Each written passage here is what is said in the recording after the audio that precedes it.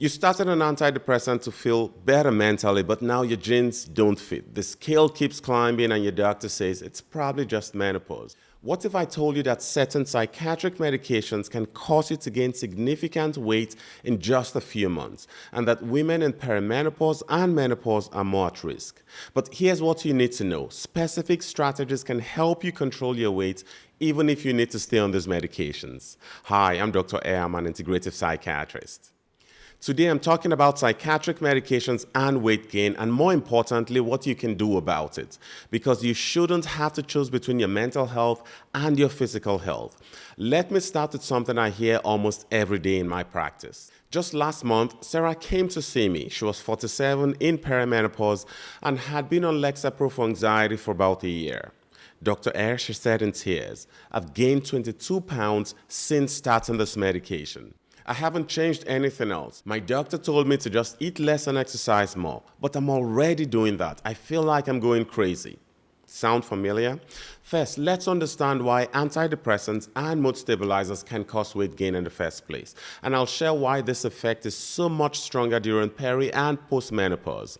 Antidepressants like SSRIs, think Zoloft, Lexapro, and Prozac, work by increasing serotonin in spaces between your brain cells. But here's what most people don't realize. Serotonin doesn't just affect your mood. It also plays a major role in appetite, metabolism, and how your body stores fat. When you increase serotonin with medication, it can trigger three major changes in your body. First, it can alter eating behavior. Serotonin can reduce appetite and increase feelings of fullness. It can also increase appetite or have mixed effects. Second, SSRIs can reduce insulin sensitivity, making it easier to store fat and harder to burn glucose. This increases the risk of weight gain and metabolic issues like insulin resistance. And third, this is the big one. It can shift your metabolism to store more fat, especially around your belly. This is because it can slow down brown fat activity. Brown fat burns calories to make heat. When this process is slowed, your body stores more fat and burns less energy, which can lead to weight gain. But wait, it gets more complicated during peri and postmenopause. As estrogen declines, your metabolism is already changing. You're naturally losing more muscle mass, developing more insulin resistance, and your body is becoming more efficient at storing fat. Now add an antidepressant or mood stabilizer to this hormonal perfect storm, and it's like throwing gasoline on a fire. In fact, research shows that women in perimenopause and menopause are more likely to experience significant weight gain on these medications compared to younger women. But which medications are the worst offenders? I'll break that down next. Not all psychiatric medications affect weight equally. Some are much more likely to cause weight gain than others. For antidepressants, paroxetine, Paxil, and metazapine, Remeron, are the most likely to cause weight gain. Studies show that a significant number of people gain weight on these medications. Citalopram, Celexa, and escitalopram, Lexapro, fall somewhere in the middle. Sertraline, Zoloft, and fluoxetine, Prozac, tend to cause less weight gain, though it can still happen. And here's a bright spot. Bupropion, Wellbutrin, is associated with slight weight loss for many people. I'll talk more about that option in a bit. Now, what about mood stabilizers and antipsychotics?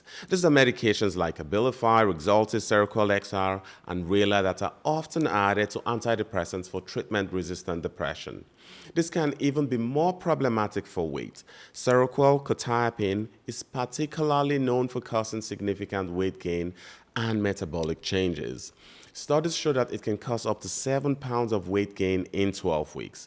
Abilify and Rexulti tend to cause moderate weight gain. Rela is newer and often described as weight neutral, but some people still experience weight changes. But here's what I want you to remember. Your mental health matters. Sometimes these medications are essential and life-saving. The goal isn't to scare you away from them, but to help you make informed decisions and take steps to protect your metabolism if you need them. So what can you do about this? I'll share 5 science-backed strategies I use with my patients to help minimize weight gain on these medications. Number 1, consider other medication options. If you're already experiencing significant weight gain, ask about switching to a more weight-neutral option like Wellbutrin or combining it with your current medication to offset weight effects. For some of my peri- and postmenopausal patients, I've found that lower doses combined with lifestyle changes can maintain the mental health benefits while reducing the metabolic side effects. Number 2, balance your blood sugar. This is absolutely crucial if you're on psychiatric medication during perimenopause or menopause. These medications can worsen insulin resistance, which increases during this hormonal transition. Start your day with protein, not carbs. Aim for at least 25 to 30 grams of protein for your first meal. Think eggs with veggies, a protein smoothie with collagen or protein powder, or Greek yogurt with nuts and seeds. This morning protein stabilizes your insulin response, reduces cravings throughout the day, and supports steady energy. Also, try to wait at least 12 hours between dinner and breakfast. Intermittent fasting can be beneficial if you're on medications that affect metabolism. Number 3, support your mitochondria.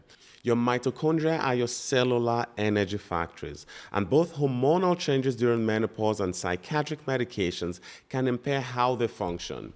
When your mitochondria aren't working well, your metabolism slows down, and you're more likely to store fat instead of burning it. To support mitochondrial health, focus on 3 things. First, movement, especially strength training. Just 20 minutes twice a week can significantly affect how your body processes energy. Second, specific nutrients are critical for mitochondrial function. CoQ10, magnesium, B vitamins, and creatine can all help support energy production at the cellular level. And third, get morning sunlight. Just 10 to 15 minutes of natural light within an hour of waking helps regulate your circadian rhythm and mitochondrial function. Number 4, reduce inflammation. Both psychiatric medications and the hormonal fluctuations of peri- and postmenopause can increase inflammation in your body, which further contributes to weight gain and metabolic issues. Focus on an anti-inflammatory diet rich in colorful vegetables, omega-3 fatty acids from salmon and sardines, and spices like turmeric and ginger. Equally important is what to avoid. Ultra-processed foods, added sugars, and industrial seed oils like soybean and canola oil can all drive inflammation higher. Simple changes like swapping your cooking oil to olive or avocado oil can significantly affect your inflammatory load. Number 5, prioritize stress management and sleep. This might sound basic, but it's absolutely critical if you're on psychiatric medication during peri- or postmenopause. Poor sleep and chronic stress increase cortisol, which works against everything you're trying to do for your metabolism. High cortisol drives insulin resistance, increases fat storage, especially around your belly, and makes cravings nearly impossible to resist. Create a wind-down routine that works for you. Gentle yoga, a hot bath, or reading something enjoyable, and aim for 7 to 8 hours of quality sleep whenever possible. Now, I want to address something important. If you're experiencing significant weight gain on your medication, talk to your doctor before making any changes. Never stop or adjust your medication on your own, as this can lead to withdrawal symptoms or a return of the condition you're treating.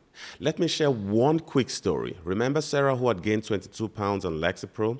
We worked together to implement these strategies, particularly focusing on morning protein, strength training, and supporting her mitochondria with key nutrients from pharmaceutical-grade supplements. We treated her thyroid disorder, cut back on the dose of Lexapro, and added a small dose of Wellbutrin. 3 months later, she had lost 10 pounds, her energy had improved dramatically, and most importantly, her mood was stable. Her thyroid dysfunction was definitely a culprit, and in this next video, I talk about the effect of your thyroid on your mental health and weight.